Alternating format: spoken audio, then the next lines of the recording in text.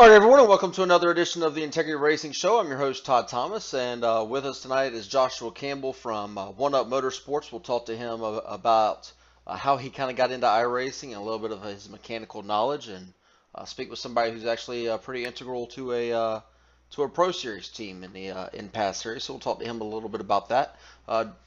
Jacob Fife doesn't have to host the show or do all the mechanical stuff behind the scenes tonight, and he's pretty excited about that.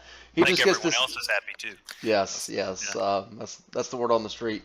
All seven people that watch this show are very thankful. Big ratings. We appreciate them. So I know Jacob's excited just to be able to sit back and relax. And we'll talk to Jacob a little bit as well. But first, let's get to know our guest tonight is Joshua Campbell. It's good to have somebody from One Up Motorsports. I think this might be the first time we've had somebody from One Up join the show, and it's good to get people from different teams. So, Josh, tell us a little bit about yourself, where you're from, what you kind of do for a living, and just any personal hobbies other than iRacing, obviously, that you enjoy. Well, I'm from Pennsylvania. I'm 38, married. I was an auto mechanic for 10 years. I worked for Honda and Nissan dealerships.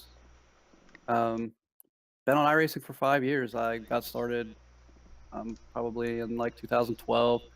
Saw it on TV. Saw that Dale Jr. deal where he ran that Charlotte Motor Speedway up on the big screen and piqued my interest. Been at it ever since. So yeah, just been around for a long time. Got on One Up maybe 3 years ago and got involved with the Peak program with those guys. And actually, I work in IT now, so I kind of switched over to the computer side of things, which sort of makes sense with this. It meshes well with the whole iRacing thing. I build gaming computers, like custom gaming rigs in my free time as a hobby. I used to be big into four-wheelers and ATVs and stuff like that, cars.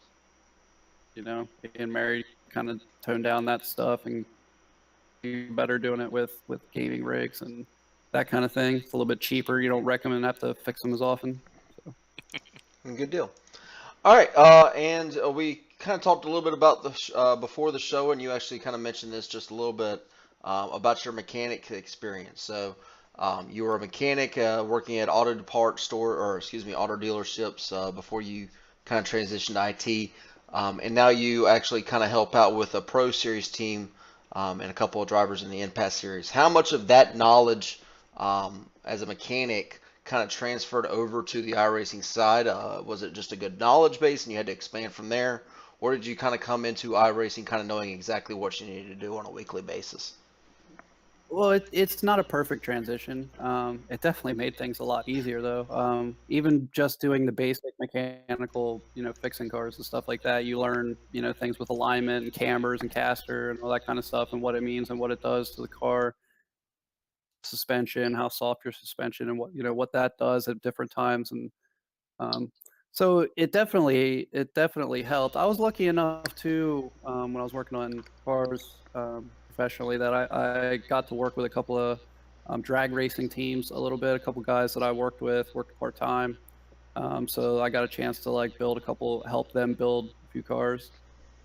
Little bit too with it. So then when you go to look at like the iRacing garage screen, a lot of the same terminology and stuff is used, but it's not identical. I mean, sometimes with iRacing, some things that you would do in real life that wouldn't really make sense actually will make a lot of sense in the garage on iRacing, and sometimes vice versa.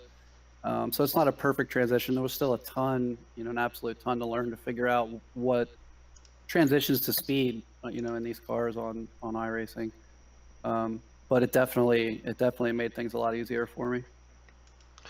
All right, and then we talked about your relationship with One Up. You said you joined One Up about 3 years ago, and you've been working with those guys for the last few years. Kind of talk to us, the in-pass series. Somebody that's not on the in the in-pass series doesn't know a whole lot about the kind of behind-the-scenes work. Kind of talk to us, kind of what your role is. Not asking you to give up any trade secrets or anything like that, obviously, but kind of, what does the process look like? Do you guys start building the cars months in advance, weeks in advance, or is this something that you kind of just hop in the day of and kind of help out? Kind of what your role is and how that process works to build a set to get it race to race in the in-pass series on Tuesday nights. Well, in previous years, I had a much larger role with that. When it was Tyler Hudson was who we were representing. He was our only pro driver. I had a lot more time and stuff, and I just was on a lot more. So at that time, I was helping build the setups more. Right now, I work with Marcus Richardson, and I have a little bit less of a role just because of time. I work with him more on race day. I do most of his setup adjustments and stuff throughout the race to keep up with the track or handling problems. But like I said before, I used to spend a lot more time like building the setups for Tyler. But and Jason Miller is our main crew chief. He does, and he does most of the work now, and always has done a good percentage of it. He's a great guy and a great crew chief. But the process kind of goes. They build at the beginning of the season, we'll probably build a couple races in, but iRacing usually releases an update after probably the second race of the season. So we can really only build for the two races at the beginning, Daytona and I think Vegas. And then so from that point forward, we basically we get 2 weeks in between each race. So we basically start building the night of. Sometimes the guys will be angry or psyched up about how the race went and want to move on right away. And after the race, we'll go run some laps. But generally, it'll start about a week in advance. We used to have two formal practices where everybody that was participating in the peak program would try to get together and run laps and work on different scenarios. And then we'd all work throughout the week whenever we all had time. If 2 or 3 of us were on, we'd go jump in the server and run laps. And that's pretty much still how it's sort of going. They spend a lot of time goes into these setups. I mean, you got each guy spending 20 or 30 hours a week or something, especially the drivers, like Christian and Marcus put in just an absolute ton of time running laps and testing things, and Jason too. It's in the most because he's working on it when nobody's around. But they spend it's a full-time job. A lot of people don't realize how much work actually goes into those. That's why when people are asking asking them for setups and stuff on the servers, they don't really realize sometimes what's all involved, how much work went into producing that kind of stuff, because the competition is so tight. Those guys are, if you look at like the qualifying, for example, you'll have the top 20 cars within 2/10 of each other. When you have competition like that, I mean, any little advantage that you can find or gain is worth everything for you. That's the difference between a top 10 finish or finishing in the 30s. So there's not a lot of wrecks in that series. There's not a lot of it's not usually anyway. There's not a ton of cautions and stuff, so you don't really gain a lot of positions from cars being wrecked out. You pretty much have to gain it on speed. So and they don't give you nothing either. You don't run through the field and see guys letting each other go. I mean, they race you tooth and nail for every single position. So the Peak Series is very, very competitive, but it's a lot of fun too. It's a lot of fun to prepare and to see something you worked on. Go out and race with those guys.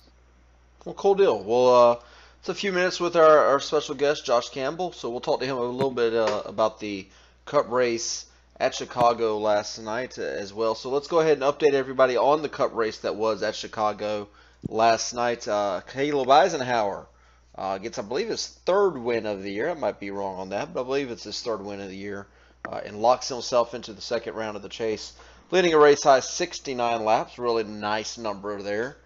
Joseph Ties, another strong run there to finish second. Eric de Blasio gets a good run there in third. Chuck Sweeting fourth in his first race with the league, I believe. And Adam de Blasio rounds out the top five. Tyler Hurst sixth. Guillermo Alvarez seventh. Trey Browning eighth. William Dunn ninth.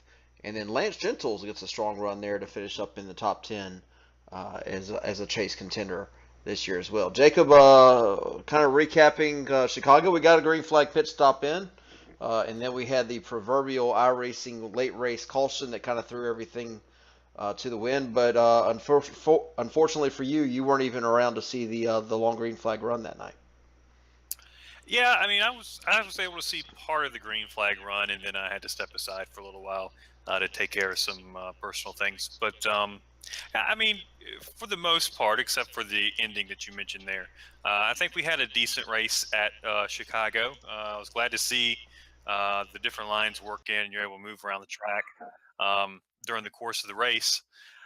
Like you said, I had trouble pretty early on as far as my personal race went, but I thought I had a decent car and was able to learn a couple things and actually running official race, which is a virtual impossibility for me most years. But like I said, I did race an official race in Chicago, and it helped for Monday night, but I wasn't able to kind of transfer that into the full race, unfortunately. So I'm sure when we look at the chase standings, I've got some catching up to do.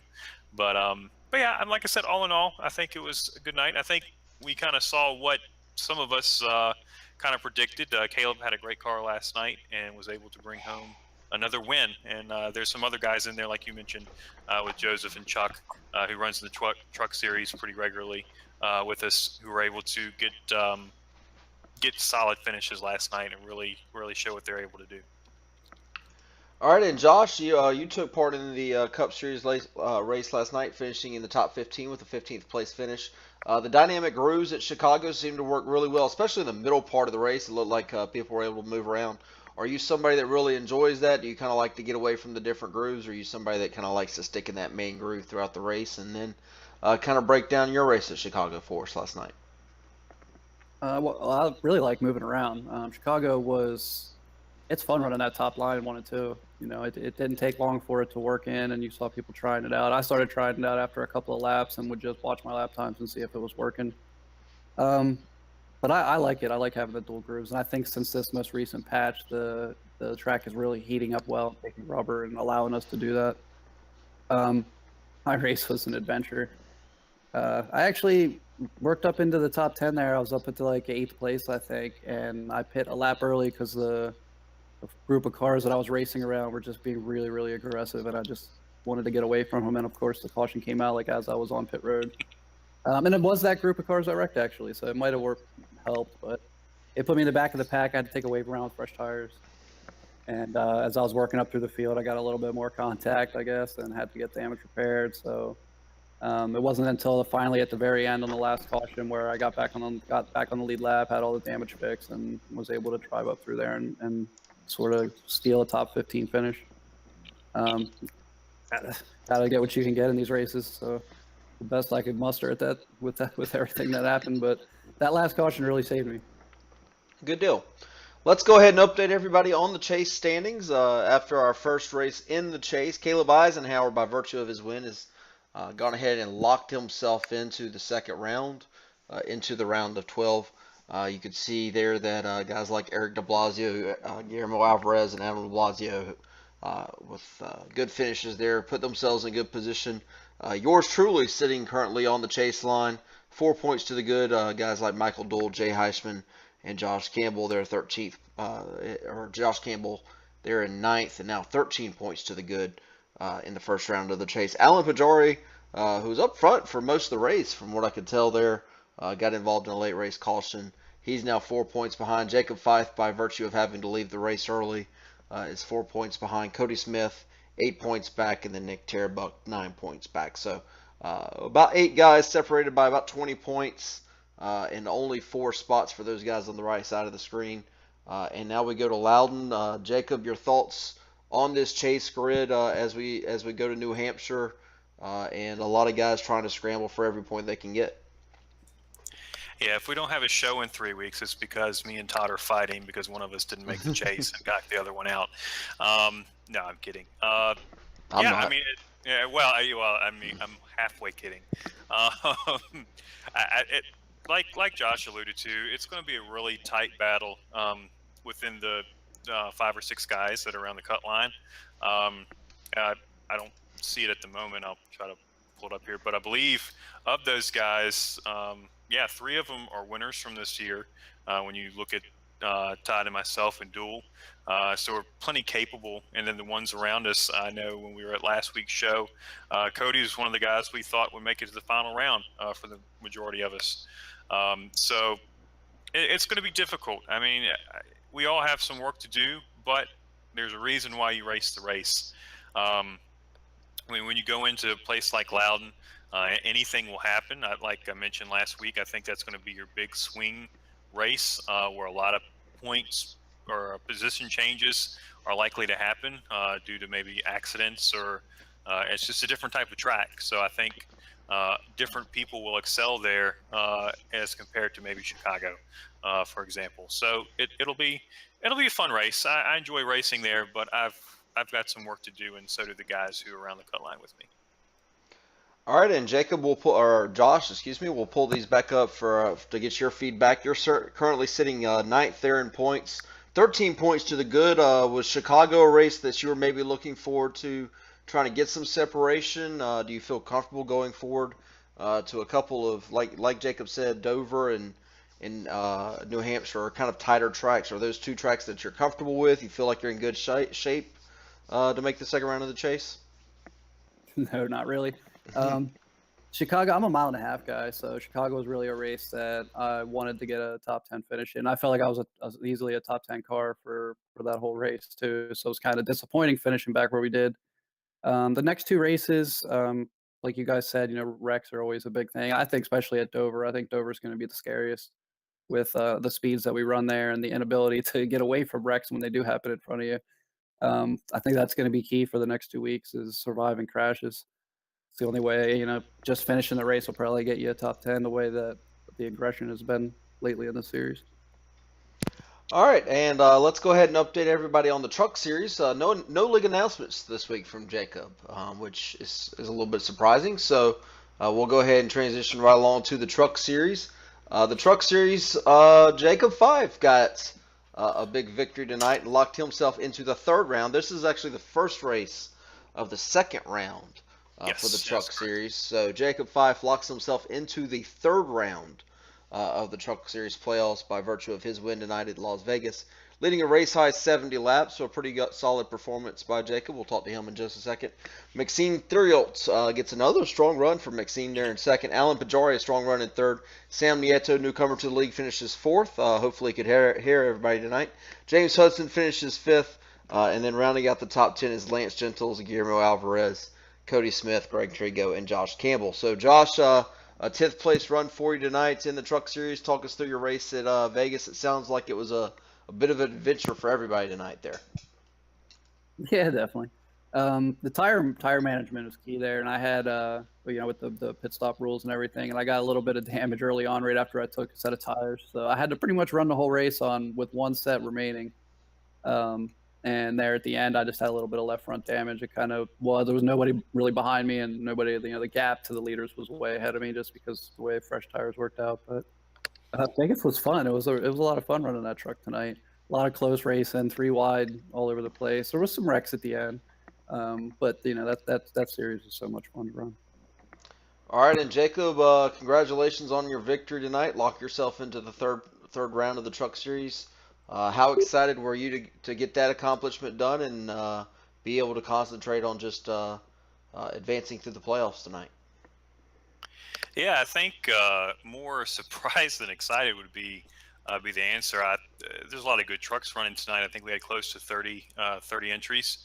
So I kind of looked into it. I'm going to be perfectly honest. The way the pit stop strategy fell, we had a green flag run in the middle there. Some guys had pitted for the first time, and I was trying to extend the run out because I'd already pitted from our first caution. I got into a little incident that happened in front of me, and right before I was getting ready to come in, I was probably going to pit in the next lap or two. The caution came out and trapped a bunch of guys a lap down, and through them needing to wave around and getting able to stay in the lead basically. Once that happened, I figured, stay in the bottom lane. And the way the trucks work, it takes a little bit of momentum to get it going. As long as I held the bottom, nobody could really stay to my outside long enough. Because Guillermo definitely gave it a good run a couple times while he was up front with me, as well did Cody, Cody Smith, who's still in the chase as well. And so I'm, obviously thankful for the win, because it's just as hard to advance in this stage of the chase for the Truck Series as it is for the Cups. So definitely excited, but like I said, I would be remiss, or I'd be a little fibbing if I said I wasn't a little surprised to get the win tonight. So I'm definitely excited. All right, and then let's go ahead and update everyone on the Truck Series chase standings. Jacob Fife obviously locks himself into the third round, and then 6 drivers will advance to the third round of the truck playoffs. Matthew Wright is currently 8 points back. Brandon Six 11 points back. I believe that Matthew Wright did not take part in the race tonight. Is that correct, Jacob? No, he was there actually. No, he. Wait. You're telling me that Matthew Wright was in a Truck Series race and he didn't win? Yeah. Yes, that's correct. Yeah, he was up front. But I we were changing ends of the field when whatever happened to him happened. But something happened. I know he got damaged. So, like I said, I spent some time in the back while he was leading, and then we kind of switched. So I didn't really see much of him tonight. But yeah, I have no doubt that he will be up front next week for next week's race and battling for a win. And I think it kind of alluded to that. I think the two, what I would call the two favorites anyway, not to discredit the other guys, but with Brandon and Matthew Wright, they're the two guys that are out of the chase right now. So that's definitely going to be something to watch as we head into next week's race. Yeah, absolutely. Matthew Wright and Brandon Six, two of the top contenders in the Truck Series all season long, currently see themselves out. But Matthew Wright's obviously a contender to win just about any race that he enters, as is Brandon Six, who's been very strong in the Truck Series this year. So guys like Randy Fayesh, who's currently on the cut line, Greg Trigo, 3 points to the cut line, had to be a little bit weary of that. But Cody Smith, Lance Gentles, and James Hudson, no more than 10 points ahead of that cut line. They can't be totally comfortable as well. So things are going to be really tight here in the Truck Series. As we move forward, Talladega next week. I'm so glad I'm locked in. Yes, I'm sure you are. So Talladega next week in the Truck Series, with these guys trying to make sure they don't get caught up in any big ones, but maybe trying to get a win. I know Greg Trigo is trying to get everybody from Fourth Gear Gaming to come and give him a sub next week. So it's going to be a lot of hurting begins. Yes, a lot of deals will be made next week, and I'm just going to say that I'm up to the highest bidder. Whoever wants to give me the most money, I'll push them to the victory next week. So, and then let's quickly, as we move forward to the Cup Series, that's going to wrap up our look back. Next week, the Cup Series moves to New Hampshire for the second race of the first round of the playoffs. We'll go ahead and look at last year's results at New Hampshire as I start to pull those up. Last year at New Hampshire, Andrew Fayesh got the victory, one of his 97 victories that he had in the Integrated Racing League Cup Series last year. Christopher Schitzer was actually very strong at Loudon. Chris loves those short flat tracks, and he loves to stay out and get track position as well, and it seems to work for him at these tracks. So got him a second place finish. Jacob Fife finishes third. Matt Bontempi and Colton Landis round up the top five. I think Cody Smith, Todd Thomas, Marcus Lambert, Tyler Hurd, and Michael Dole finished 10th, and that rounded out the top 10. So next week, the Cup Series goes to New Hampshire, so it should be a fun race. It'll be interesting to see what happens, as Nick Ward would say. Everybody's trying to stay clear of those accidents and try to get themselves the best finish they can in the chase. And then the Truck Series next Tuesday night will go to Talladega to settle the second round of the second round of the playoffs for the Truck Series. So trying to do some math here, but but that's going to round up the show this week. We want to thank Josh Campbell for joining us as our guest. Thanks to Jacob Fife, as always, as the league administrator and owner, giving his insight. We'll have some league announcements next week or so, I've been told. Hopefully we'll have that for you next week. And then we'll update everybody on the second race of the Cup Series chase and the second race of the second round for the Truck Series. So thanks for watching tonight, and we'll see you next week at the same location. Have a good night, everybody.